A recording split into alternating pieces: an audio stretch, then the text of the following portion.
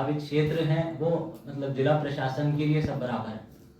तो जो भी उस समिति का गठन था, हम लोगों ने प्रयास यही किया था कि सभी मौजों से उसमें किसानों के प्रतिनिधि हों, कुछ जनप्रतिनिधि भी थे। तो निरंतर ये बैठकें होती थी, जो भी किसान बंधुओं के उसमें एजेंडा थे उनसे विस्तार पूर्वक, मुझे लगता है 5-5, 6-6 घंटे एक एक बैठक चला करती थी।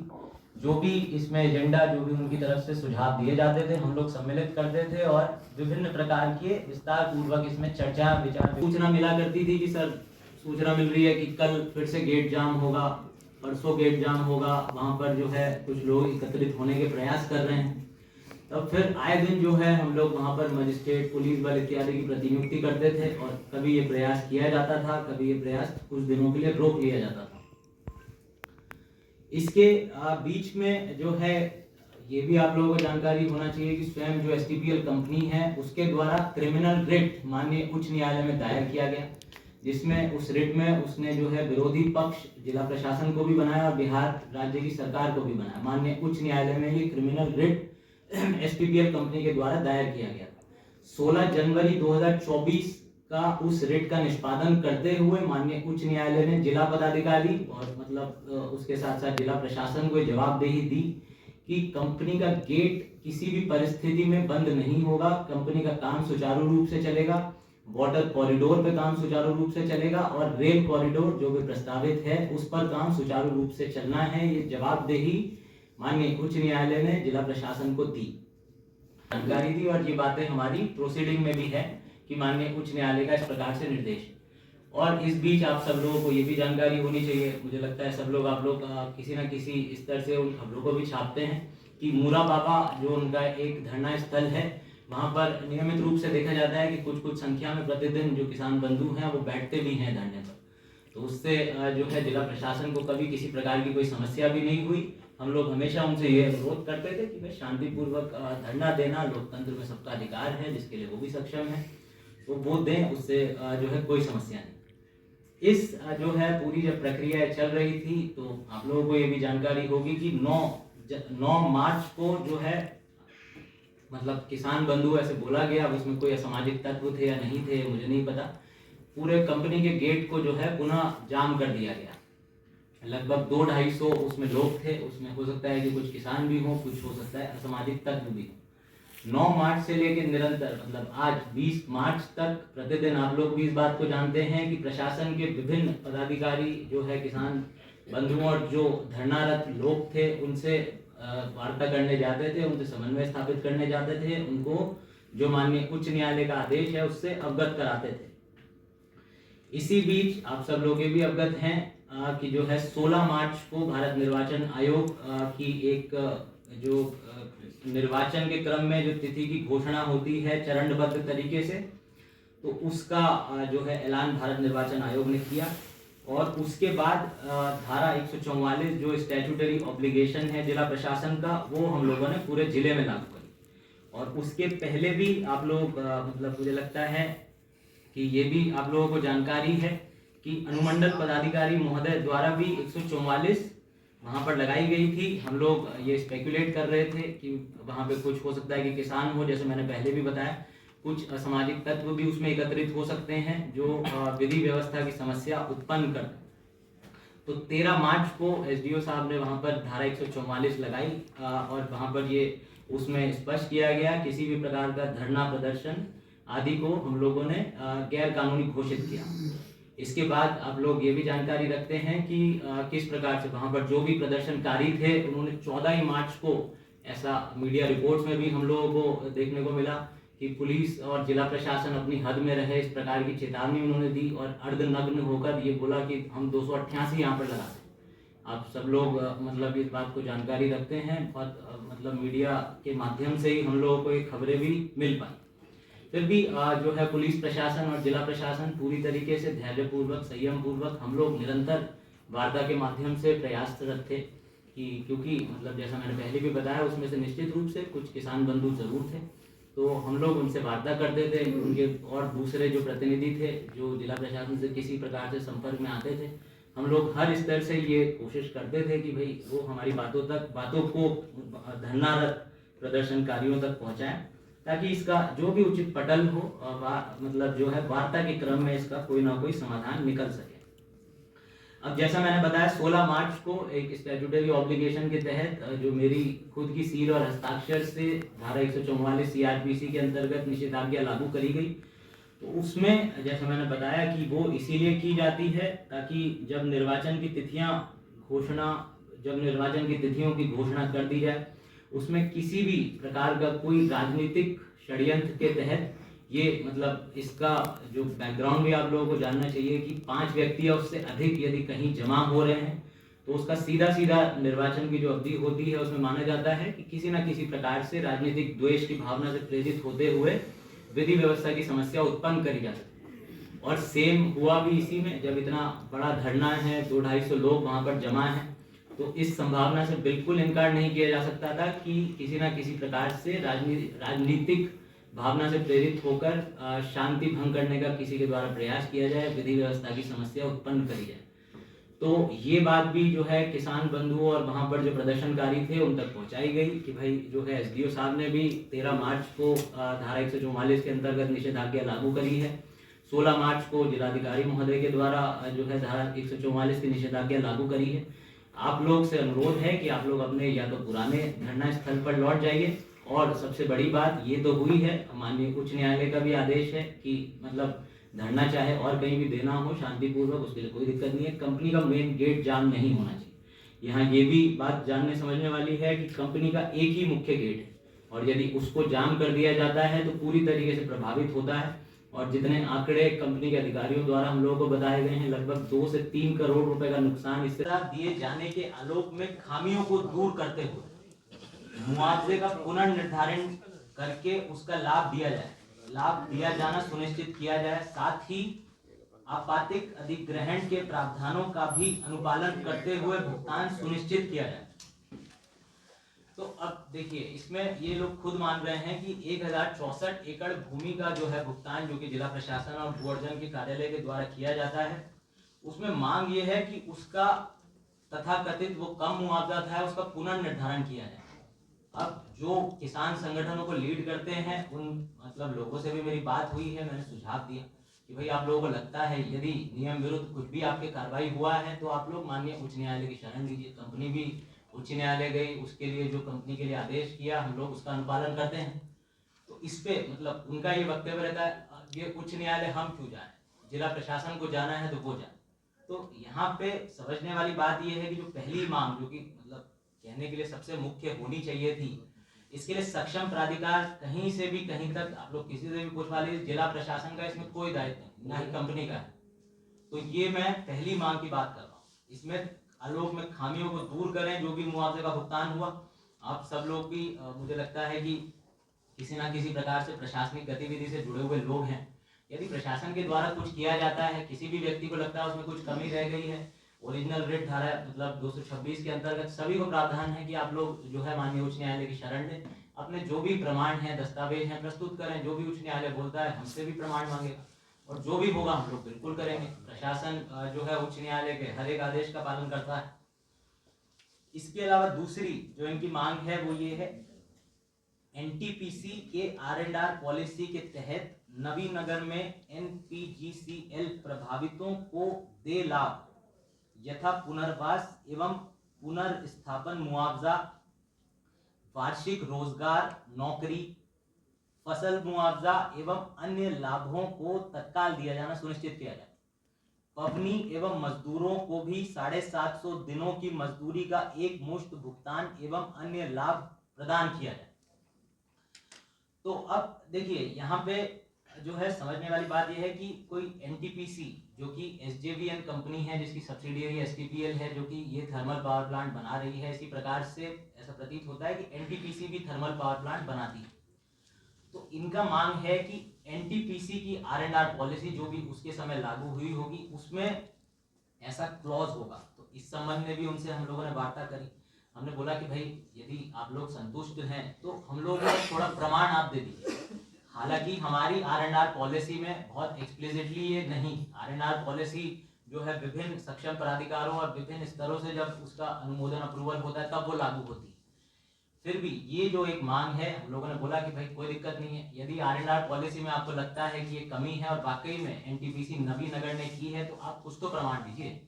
इसमें उन लोगों का बोलता है इससे हमको मतलब नहीं, हमने ये बात सुनी है कि ऐसा एनटीपीसी नवीनगर में हुआ है और ये कंपनी करे या जिला प्रशासन करे, हमको मिलना चाहिए।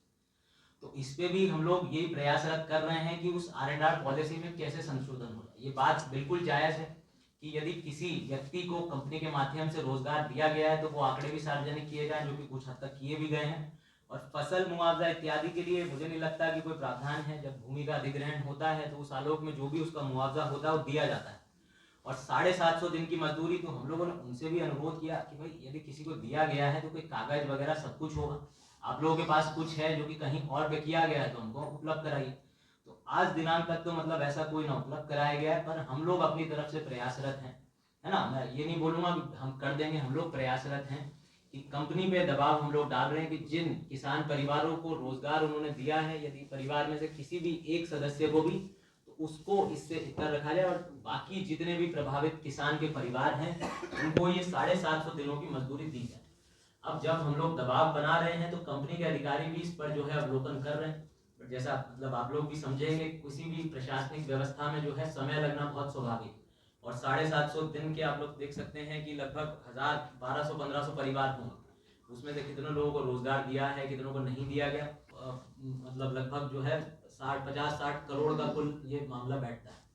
तो हम लोग ये प्रयासरत हैं कि भाई यदि ऐसा हुआ नवीनगर में, जिसका आज तक हम लोगों को प्रमाण नहीं मिल पाया, तो जो बात है हम लोगों ने अनुरोध किया कि भाई कुछ भी है तो आप लोग बताइए, हम लोग बात भी कर लेंगे। जो भी पदाधिकारी है जो ये मानता है कोई किसान है, किसी कागज पे ही उसको मुआवजा मिला होगा, आप लोग चाहें तो नवीनगर से कोई 2-4 किसान का हम लोग को प्रमाण पत्र दे दें। उनका ये बोलना है कि इससे हमको कोई मतलब नहीं, हम लोगों ने ये बात सुनी है और ये यहाँ पे लागू होनी चाहिए। इस पे भी जो भी संभव है नियम के अनुसार है, हम लोग जो है उस पर प्रयास कर रहे हैं। तीसरा ये है पर्चाधारी एवं भूमिहीन प्रभावितों को आवास हेतु भूमि व अन्य लाभ दिया जाना सुनिश्चित किया जाए।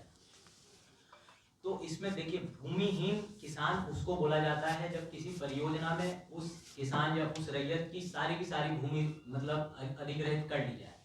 तो जो हमारे सरकारी आंकड़े हैं उसके हिसाब से एक भी ऐसा किसान नहीं है जिसकी पूरी की पूरी भूमि अधिग्रहित कर ली गई।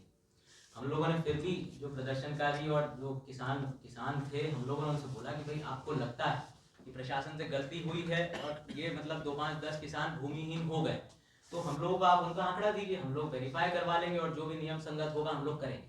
तो इसमें उनका यही तर्क रहता है कि नहीं, ये काम प्रशासन का है, हम लोग कुछ मुनाफा कमाता है तो उसका 1-2% उसको देना होता है, एक R&R फंड होता है। तो जो मुझे लग रहा है आप बोल रहे हैं जो R&R फंड से इनकी मुख्य मांगे संबंधित है, तो देखिए उसमें भी कोई दिक्कत नहीं है। जो R&R फंड होता है उसको किस प्रकार से उपयोग किया जाना होता है, उसकी अध्यक्षता मतलब R&R पॉलिसी के तहत माननीय सांसद उसकी अध्यक्षता करते हैं। तो मई या 3 जून 2022 को उसकी एक बैठक हुई, कुछ उसमें निर्णय लिए गए। अब उसमें जो है समस्या ये हुआ कि सारी योजनाओं का क्रियान्वयन जिला प्रशासन पे लाद दिया गया। तो आप लोग भी जानते हैं कि किस प्रकार से हमारे जो जिला अभियंता होते हैं 2-2 जिले के प्रभार में रहते हैं, तो उसका जो है ना उपयोग हो ही नहीं पाया है मत का हम लोगों ने। और उसी के चलते अभी 10-12 दिन पहले 28 फरवरी को माननीय सांसद ने स्वयं बोला, जब उन्होंने भी जो है प्रदर्शनकारियों से वार्ता करी, तब उन्होंने भी बोला कि भाई मैं इसकी बैठक करूंगा और जो किसानों के हित में निर्णय है तो उसमें हम लोगों ने निर्णय लिया कि हर प्रभावित मौजे में एक किसान भवन और एक मैरिज हॉल बनाएंगे। जो भी उसमें सदस्य थे जो R&R पॉलिसी से चिन्हित होते हैं उनके द्वारा सुझाव दिए गए, उसमें हाई मास्ट लाइटें अधिष्ठापित चौसाई प्रखंड के विभिन्न क्षेत्रों में की जानी है। फिर जैसा SDO साहब ने बताया, जितने भी प्रभावित जो है मौजे हैं उनमें जितने भी सरकारी विद्यालय हैं उसमें बेंच डेस्क उस मतलब पैसे के माध्यम से उपलब्ध बच्चों को करवाई जाएगी। ये उसके प्रमुख थे। इसके अलावा भी जो भी आया, आप लोग मतलब जो मैंने उदाहरण दिया आप लोग समझ सकते हैं कि उस क्षेत्र के हित के लिए ही हम लोग निर्णय लेते भी हैं। और जब भी होगा इसमें प्रक्रिया में थोड़ी समस्याएं हैं, पर जैसे मैंने पहले भी बताया तो सरकारी प्रक्रिया प्रशासनिक प्रक्रिया बिल्कुल स्वाभाविक है कि समय बिल्कुल लगता है। अब जो है कोई भी बोले कि नहीं साहब एक महीना 2 महीना इस तरीके से करिए, तो वो मतलब नेक्स्ट टू इम्पॉसिबल है इस तरीके से कुछ भी किया जाना। तो ये है। फिर इसमें ये है ताप विद्युत परियोजना से उत्पन्न जो मामला हुआ उसके पीछे की वजह क्या थी और क्यों ऐसा मामला सामने आया? बिल्कुल देखिए, 12 दिनों से जो ये प्रदर्शनकारियों के द्वारा एसटीपीएल के द्वारा निर्माणाधीन जो चौसा में पावर प्लांट है उसके मुख्य गेट को जाम कर दिया गया था। 12 दिनों से लगातार जिला प्रशासन के अधिकारी, एसटीपीएल के अधिकारी सभी जो है प्रदर्शनकारियों से निरंतर वार्ता कर रहे थे। उनको ये बात समझा रहे थे कि माननीय उच्च न्यायालय के आदेशों का उल्लंघन कंपनी के मुख्य गेट को जाम करके प्रदर्शनकारियों के द्वारा किया जा रहा है। इसी बीच 16 मार्च को जो भारत निर्वाचन आयोग के द्वारा विभिन्न चरणों में मतदान की घोषणा की गई, इसके उपरांत पूरे जिले में धारा 144 भी प्रभावी है, जहां पर 5 या उससे अधिक लोगों को एक जगह पर एकत्रित होना गैर कानूनन है। इसकी भी सूचना लगातार 5 दिनों से उन प्रदर्शनकारियों को दी जा रही थी। आज भी जब प्रशासन जो है वार्ता के क्रम में वहां पर गया तो ये पाया गया कि कुछ असामाजिक तत्व उस भीड़ में इकट्ठा हैं, जिनके सुनियोजित षड्यंत्र के तहत प्रशासन के अधिकारियों पर पत्थरबाजी की गई। और इतना ही नहीं, अवैध शस्त्र का इस्तेमाल करके हवा में फायरिंग भी प्रदर्शनकारियों के विरुद्ध की गई, जिसमें प्रशासन के कई अधिकारियों को गंभीर चोट है, जिनका इलाज जो है उच्च अस्पतालों में पटना तक में चल रहा है। ऐसे कितने अधिकारी हैं जो घायल हैं? क्या लगभग 20 की संख्या में हमारे विभिन्न स्तर के पदाधिकारी को चोटें आई हैं। गंभीर कितने हैं? गंभीर लगभग 5 से 7 हैं। क्या किसानों की तरफ भी लोग घायल हैं?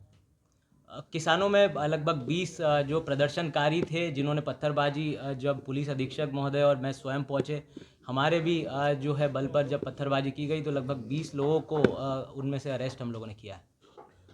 सवाल यह है सर कि क्या आज के बाद कल की परिस्थिति क्या उसको संभाला जा सकता है? मतलब कल सब कुछ सही रहेगा? नहीं, बिल्कुल प्रशासन, देखिए हम लोग तैयार हैं। नियमित हम लोग वार्ता के क्रम में हर समस्या का समाधान निकालने के लिए प्रयासरत पहले भी थे, अभी भी हैं।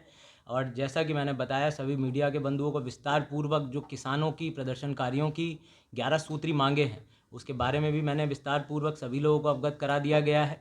और मैं सभी से अनुरोध करूंगा कि जो है नियम, कायदे, कानून सबसे ऊपर हैं, सर्वोप्रिय हैं। जो माननीय उच्च न्यायालय का आदेश है वो सर्वोपरि है, हम सबको मानना पड़ेगा।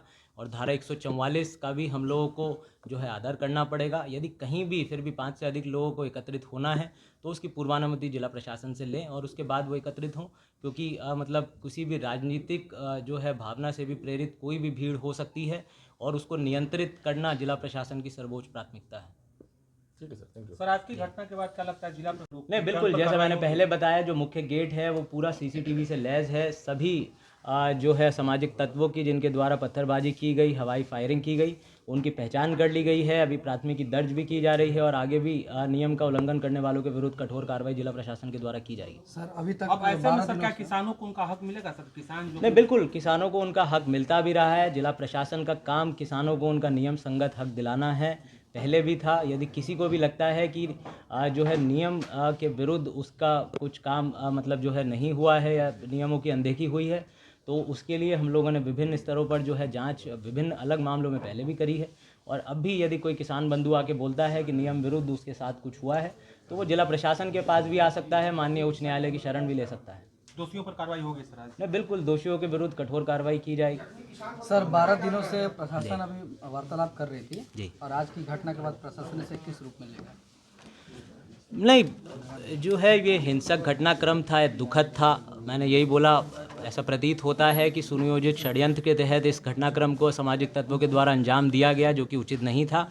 जिन्होंने भी ऐसा किया है, नियम विरुद्ध कार्य किया है, पत्थरबाजी की है, हवाई फायरिंग अवैध शस्त्रों के माध्यम से की है, उनके विरुद्ध हम लोग कठोर कार्रवाई करेंगे। तो प्रशासन आज गई थी उन लोगों को समझा के एक बार और हटाने के लिए कि माननीय उच्च न्यायालय का भी आदेश है, 144 भी लगा हुआ है। लेकिन उसमें जो कथित किसान थे और उसमें जो किसान रहे होंगे, बाकी कुछ अन्य लोग थे, वो लोग फुली प्रिपेयर्ड थे। उन लोगों के द्वारा बोरे में पत्थर आदि लगाया गया था, पत्थरबाजी की गई, फिर गोलियां भी चलाई गई। बाद में फिर उसको कई लोग पुलिस वाले घायल हुए सर, कितने घायल हुए सर? और लगभग 20 की संख्या है। सर, किसानों की तरफ से लोग घायल हुए हैं। अभी इसकी सूचना मुझे नहीं है। सर, आगे क्या कार्रवाई होगी? ऐसे जो विधि सम्मत कार्रवाई है वो होगी। जो कानून को हाथ में लेंगे उनके खिलाफ तो कार्रवाई करना ही है। इस घटना के पीछे वजह क्या रही सर? वजह क्या मानते हैं? आप देख रहे हैं कि कुछ लोग जो हैं इसमें वार्ता के एमिकेबली जो है इसका सोल्यूशन निकालने की कोशिश की जा रही है। कुछ लोग इसमें हमेशा अड़ंगा लगाते रहते हैं और कुछ इसमें वेस्टेड इंटरेस्ट है, कुछ इस तरह के एलिमेंट आ गए हैं, क्रिमिनल एलिमेंट जो इसमें घुस गए हैं, जिसकी वजह से ये सब चीज़ें जो पत्थरबाजी की है वो कौन लोग सर? उसमें कौन लोग थे, जो कुछ लोग की गिरफ्तारी हुई है, कुछ लोग चिन्हित हुए हैं, ठीक है, और उनकी मंशा तो गलत है। क्या आगे ऐसी कार्रवाई ना हो इसके लिए तैयारी चल रही है? अब हम लोगों ने ऐसा कभी उम्मीद नहीं किया था कि इस तरह की घटना होगी और फिर भी ये घटना हो गई है। हम लोग प्रिपेयर्ड हैं। तो ये बक्सर एसपी थे जो बता अत्याधुनिक सुविधाओं से लैस God Grace CBSE school Chaugai nursery से 10 तक।